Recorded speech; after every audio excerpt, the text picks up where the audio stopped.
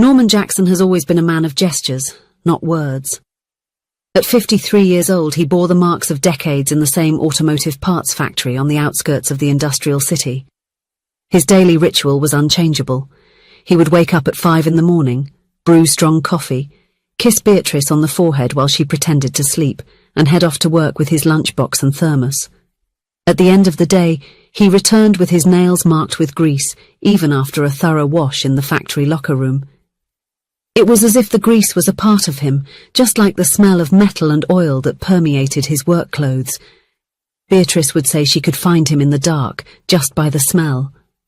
A real working man's smell, he used to say in the early years of marriage, with a proud smile that would make her cheeks blush. Beatrice was a history teacher at a public school. While Norman worked with concrete, screws, gears, tangible pieces, she navigated the world of ideas. She had brown hair with some grey strands that she never bothered to hide, almond-shaped eyes always attentive, and delicate hands that gestured as she spoke about revolutions and fallen empires.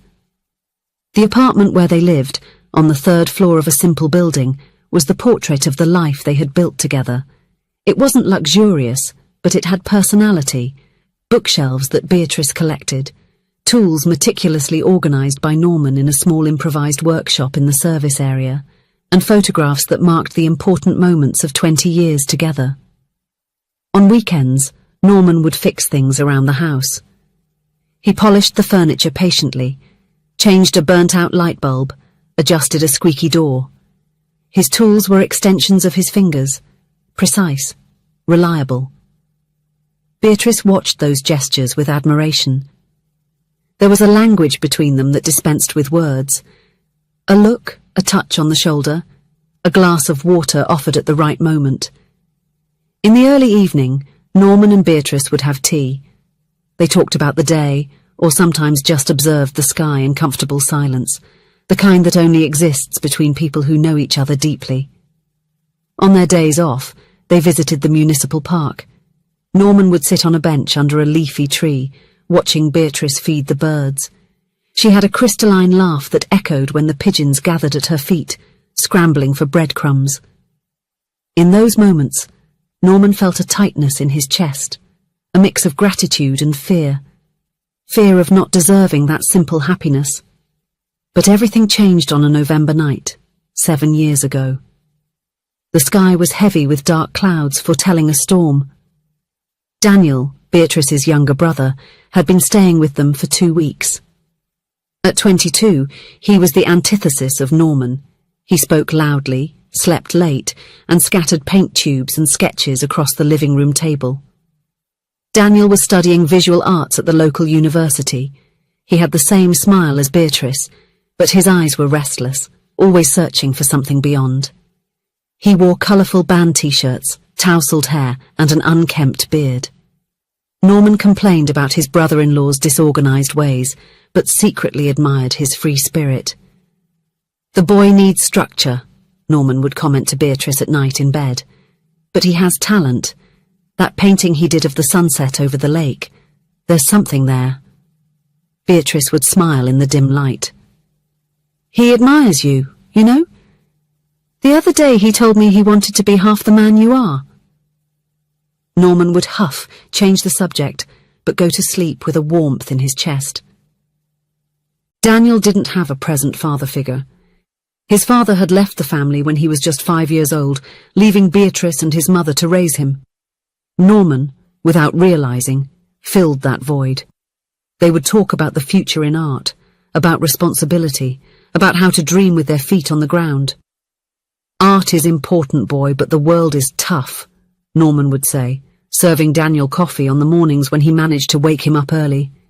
"You need to have a plan, you understand?" Daniel would nod, his eyes still heavy with sleep, absorbing the words like an apprentice before the master. On that fateful November morning, Beatrice left early for a meeting at school. Norman woke up later that day, prepared coffee, left the coffee maker off, and double-checked that the stove was turned off before leaving. Daniel was still sleeping after a night dedicated to a college project. "Take care, kid," Norman said, lightly knocking on the door of the guest room. he heard a muffled groan, which he interpreted as a response. The day at the factory was like any other. Norman oversaw the assembly of parts for a new client, checked measurements and trained a new employee. At lunchtime, he ate his packed lunch while flipping through a catalogue of new tools. At 5:38 p.m, his phone rang. The supervisor called him to the administration office. There was a family emergency. Norman's world changed colour. It became dark, cold, dead. The firefighter's words sounded distant, as if coming from inside a tunnel. Gas leak. We tried. There was no time. I'm sorry. Beatrice was already there when he arrived, sitting on the sidewalk in front of the building, her face pale, her eyes empty. She was not crying. It seemed as if she had dried up inside. The preliminary investigation pointed to a gas leak in the apartment. Daniel, sleeping, did not notice the odour. He had no chance. In the days that followed, Norman revisited every minute of that morning in his mind. He was sure he had checked everything before leaving. But the guilt settled in like a parasite. What if he had forgotten something? What if the kettle was left on the stove and went out, releasing the gas? What if... The funeral was brief. Norman couldn't look at Daniel's mother, his mother-in-law, a grey-haired lady who seemed to have aged 10 years in one day. Beatrice remained by his side, but there was a chasm growing between them. A chasm made of unspoken words, of silent accusations, of shared guilt. Norman stopped talking, stopped smiling, stopped existing. He returned to work after 2 weeks, but he was just a body moving mechanically. Colleagues avoided mentioning the accident. His supervisor offered him extended leave, which he refused. Work was the only thing keeping him going. At home, the silence was deafening. The room where Daniel slept remained closed for months. Beatrice put away the paints, brushes and sketchbooks in boxes that went into the closet. Life went on, but not for them. They were two ghosts inhabiting an apartment that no longer felt like home. Beatrice also broke inside, but in silence. She cried when he slept. She felt anger for having lost her brother, but what hurt the most was losing her husband in life. He no longer touched her, didn't talk to her. He just survived, day after day, looking at the ground as if paying for a crime. At night, Norman would wake up in a cold sweat, his breath laboured, haunted by nightmares in which he tried to reach Daniel in a smoke-filled room. Beatrice pretended not to notice, knowing he would reject any form of comfort. During that dark time, Beatrice tried to bring light back. She suggested therapy, trips, new beginnings. He refused everything.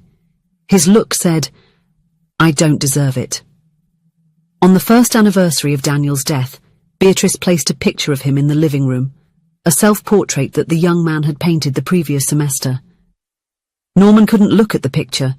He started avoiding the living room, seeking refuge in the bedroom. Slowly, over the years, they developed a routine of silent coexistence. They were like two planets orbiting the same sun, close but never touching. Meals were moments of contained tension. They shared a bed but slept back to back. 7 years passed in this way.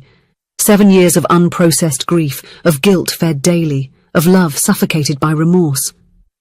On the morning of their 20th wedding anniversary, Norman woke up before the sun. He lay there, watching Beatrice's profile in the dim light. Then, he got up quietly. He opened the wardrobe and took out a small suitcase he had bought the previous week. He packed some clothes, toiletries and documents. He wrote a brief note, but then tore it up. Some things needed to be said looking into one's eyes.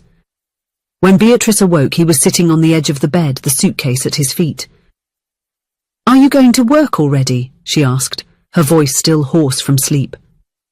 "I'm not going to work today," he replied, his voice choked.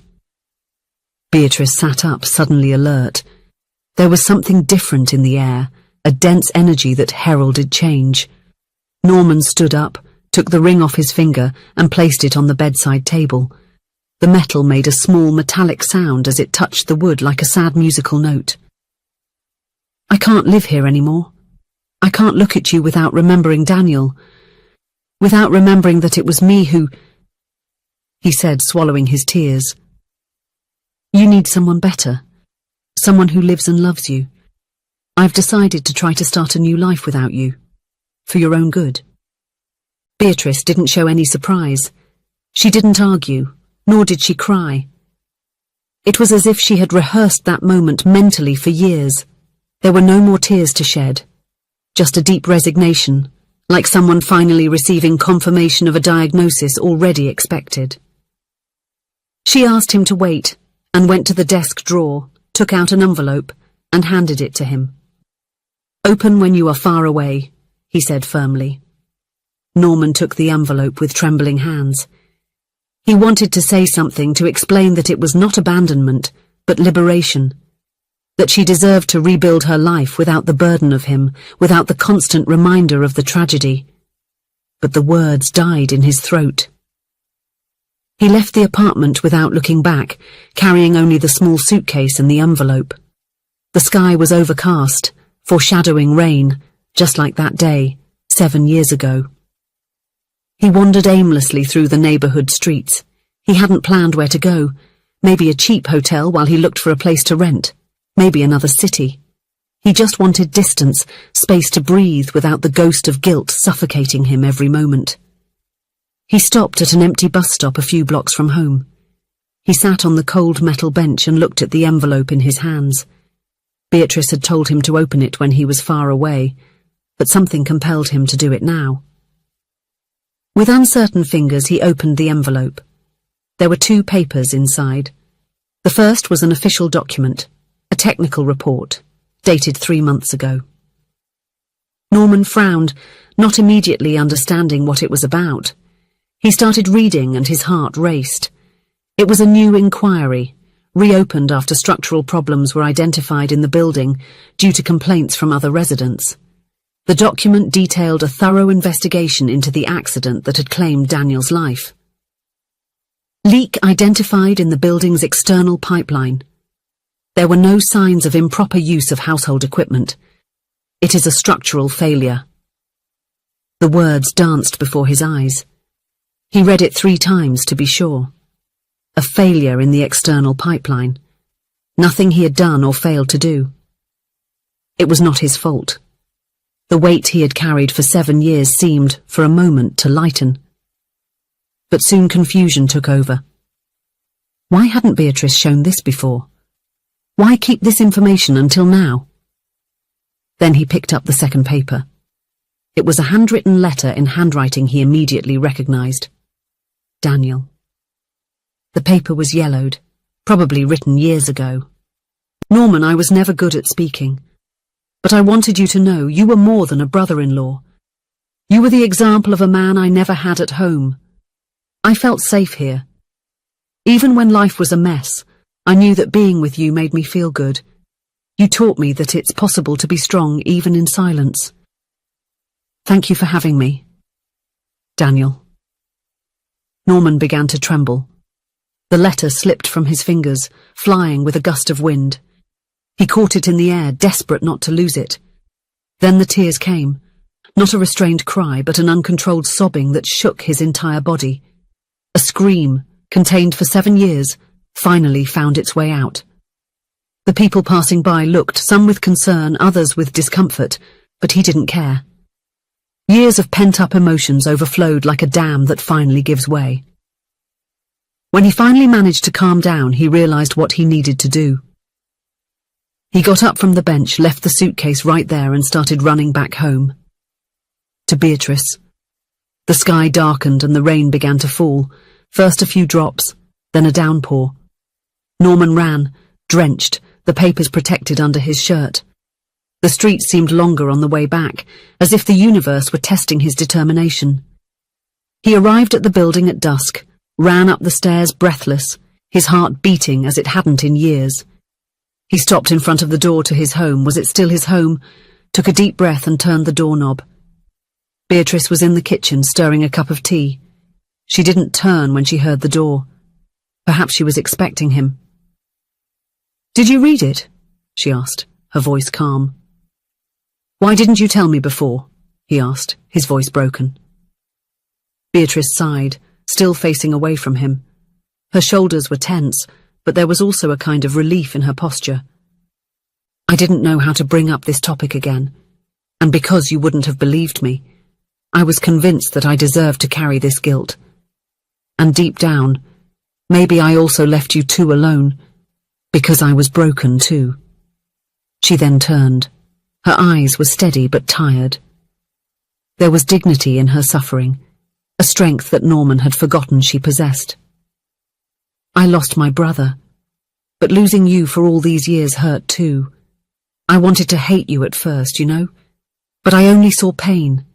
I only saw a man falling apart every day, and I didn't know how to reach you inside. Norman fell to his knees on the kitchen floor, as if dropping the weight of a lifetime. The tears returned, silent now. They were no longer tears of despair, but of liberation. I just wanted to protect him, he whispered. It was my duty to take care of him, to take care of you. Beatrice slowly approached. There was no immediate hug, no instant forgiveness, just a presence, a different silence. She reached out, lightly touching his shoulder. We both got lost, she said. Maybe it's time for us to find each other again. Norman looked up at the face of the woman he had loved for 20 years. He saw there not only pain but also possibility. A beginning. He got up slowly, as if he were learning to stand again. He reached out, hesitant. Beatrice took it in hers. Outside, the rain continued to fall, washing away the streets, the memories, the guilt. Inside that apartment, two broken people were finally beginning to piece the shards back together. The mourning would not end that night. The pain would still be there in the morning. But there was, for the first time in 7 years, an open window, a possibility of healing, a way back home. If you enjoyed the story, please leave a comment with a rating from 1 to 5 to show how much you liked it. Also, watch the video that is now appearing on your screen. See you soon.